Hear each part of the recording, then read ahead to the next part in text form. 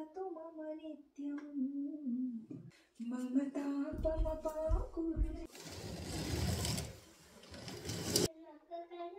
दीपज्योति परब्रह्म दीपं नमोस्तुते। दीपज्योति परब्रह्म स्वरूपिण्यै नमः।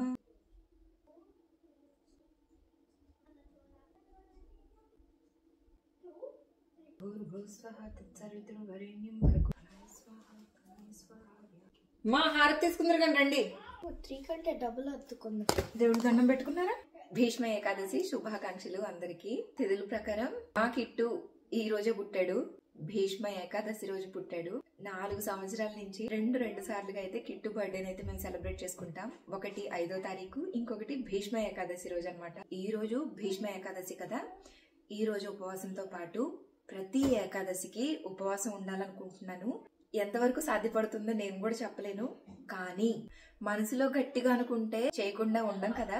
సో అంతే గట్టిగా మనసులో అనుకుంటున్నాను. ఇప్పుడు పూజ అయింది కదా, భగవద్గీత పారాయణం చేసుకుంటాను. వీలు కుదిరితే విష్ణు సహస్రనామాలు అయితే ఈ రోజు విష్ణు సహస్రనామాలు చదువుకుంటే చాలా మంచిది. మీరు ఎలా చేసుకున్నారో కింద కమెంట్ చేయండి. జై శ్రీకృష్ణ.